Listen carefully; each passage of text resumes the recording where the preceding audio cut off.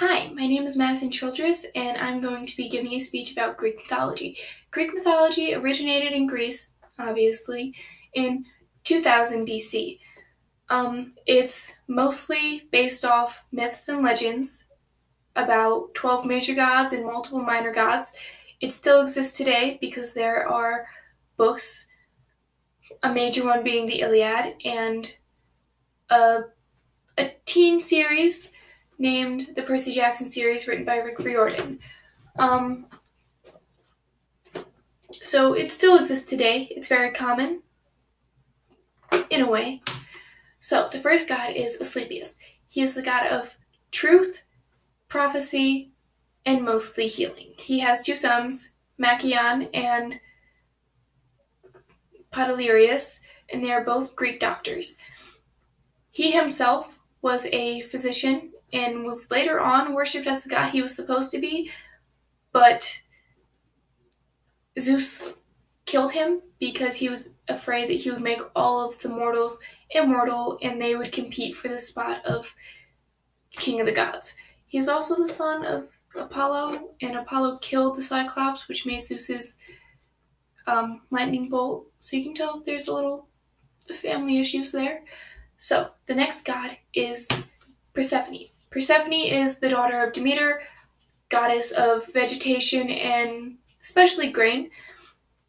She was in a meadow one day picking flowers whenever Hades, god of the underworld, saw her. So he swooped down, stole her, and took her to the underworld. Demeter didn't really like that. She was very overprotective of Persephone, so she searched everywhere she could for her. And while that was happening, there was food shortage, basically. Once she found out that he was in the underworld because of god gossip, she started a drought. And the major gods didn't like that because they thought all of the mortals would die and they would have no one to worship them. So they sent Hermes to Hades to convince him to let Persephone go. But before Hades let Persephone go, he gave her a pomegranate seed, and if you consume anything in the underworld, from the underworld, then you are basically tied to the underworld. And that made her have to come back for a period of time once a year, whether it's one half a year or one third of a year, it's unsure. But whenever that occurs, people believe that fall and winter fall on that time period.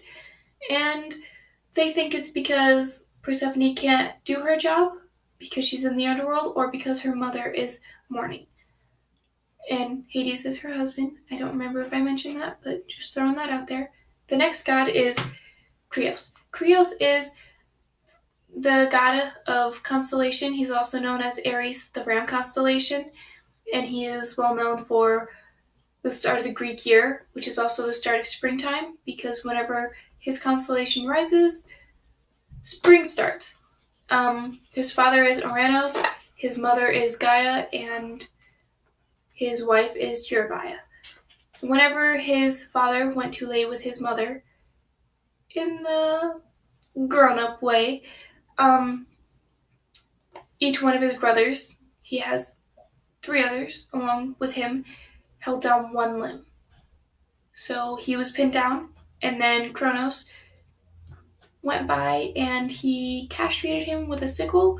I don't know if it was for power, if they were just being controlled.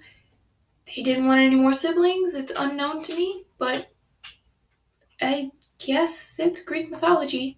The next god is Eros. Eros is more common. He's also known as Cupid or Amor, which means love in multiple languages.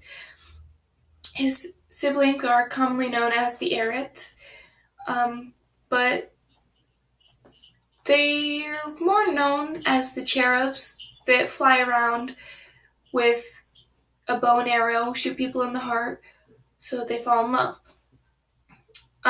His wife is Psyche, his mother is Aphrodite, and he was originally a primordial deity, but whenever Aphrodite was born, she was already pregnant with Eros, so he was reborn into the god of love. The next is actually his wife, Psyche. Psyche was originally a mortal. She was one of three daughters of a king, She was the only one unmarried. She was basically beautiful, like the most beautiful human in the world. Um, she wasn't married, and this concerned herself and her parents, so they went to the Oracle of Delphi, and he basically gave her a very grim prophecy saying that a winged serpent would steal her off of a hilltop. So they dressed her up in a black dress, acting more like it was a funeral than a joyous occasion, and they sent her to the hilltop, and then they went back to their place and mourned, which is kind of selfish. So she sat there and waited and cried and mourned herself because she didn't know what was going to happen, and one of the wind gods, Zephyr, saw her. So Zephyr whisked her away to a meadow of flowers where she eventually fell asleep and later on woke up in front of a magnificent castle with gold pillars, silver walls, gems inside the floor, um, bodiless music, delicious food, everything that she could wish for. And every night her husband would visit her, but she would never see him.